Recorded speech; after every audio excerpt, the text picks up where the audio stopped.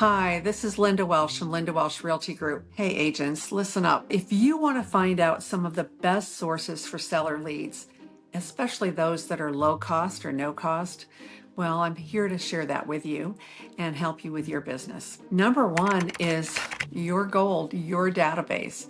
So these are all of the people that you know. If you walked into the grocery store or you met them in the hallway, they would know who you are, hopefully know your name and know what you do. It would also be any communities that you belong to, any affiliations, and also your hobbies. If you're into bike riding or you're into hiking or camping, or playing golf or boating, whatever it is that you like to do in your off time. Listen to music if you're in the Austin area, that's a big thing here. If you're a foodie, then getting to get more involved in those groups and kind of add to your database on a regular basis is a really good idea. Having a goal sheet and some accountability things that you can use daily to track additions to your database is also a really good idea. So if you're not doing that, I highly recommend it.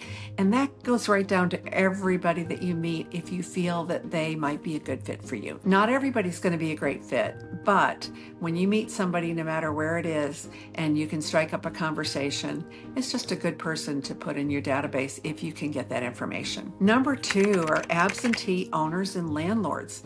So this is fairly easy information to get by going through your tax records or maybe RPR or Remine or Core-Fact.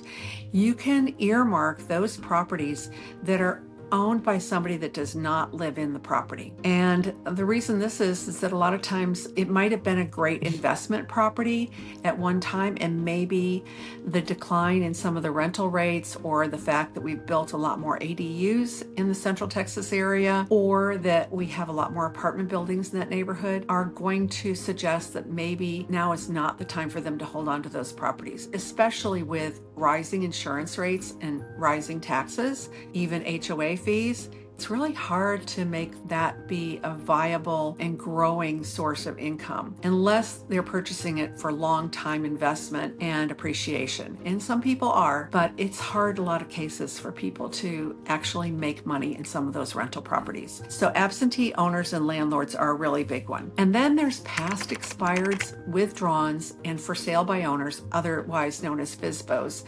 Those are a really good source for people that really wanted to sell their property, and unless their plans have really changed, they still do. They just let their listing expire, and maybe it wasn't a good fit with the person they were using, or maybe it was bad timing, or the property wasn't presented properly, didn't have great professional photos, wasn't staged correctly, didn't get the right kind of marketing and activity. If you can do it better, then I highly recommend you go after those.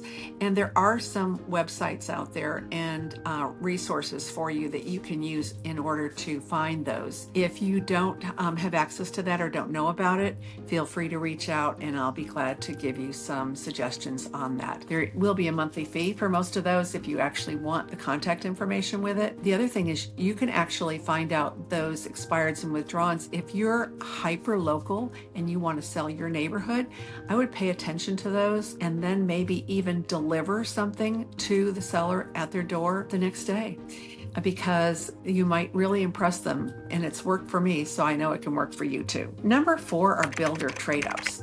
So when builders get people that are coming into their model home, a lot of times they have people that are ready, willing, and able to purchase a home, but they have something that they need to sell. So those builder sales reps really need somebody in order to send those buyers to. And if you get really, really tight with that sales rep and you're promoting their properties either on social media or you're offering to do open houses for them, you're really promoting their interest rates with their lenders or something of the sort, then you really may have a leg up on everybody else on getting that activity.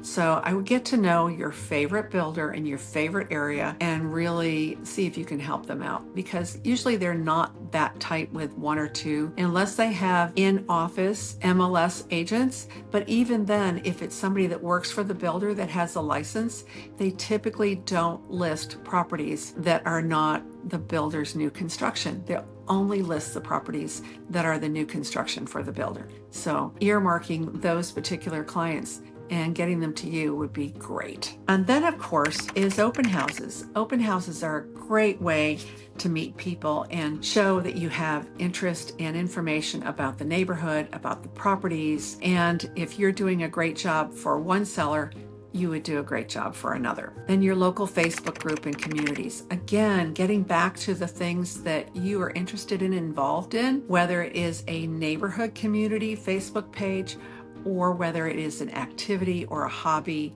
or an interest. I would get very, very interested in attending events, promoting events, and maybe even help putting some on and helping whoever is managing that page if it's not you. If there's something that you have a great idea about, consider starting a new page. Be the founder of that community, whatever it is. I would like to challenge you all to keep track of some of these things that you might be doing. And please, please, please feel free to reach out. I'm going to reach out to you, and I'm always interested in finding out about people that want to grow their business, are thinking about starting a company, changing companies, or joining a team. And I'm happy to give you some information about some choices based on your goals and needs, and because everybody is not the same. So if I can help you with your business, I'm glad to have a chat. There are no strings attached. I was a real estate coach for 6 years, got a lot of information about many different areas, and would love to help you with your business. Thanks so much. Have a great day.